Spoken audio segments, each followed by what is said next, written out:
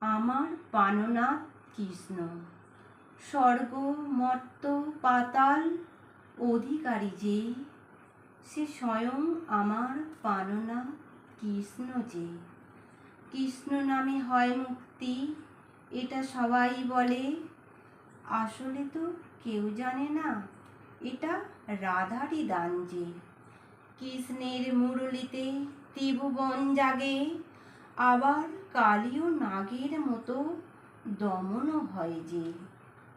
হরে কৃষ্ণ নাম রাখে প্রিয় বলরাম, ললিতা রাখিল নাম দুর্বা দলশ্যাম।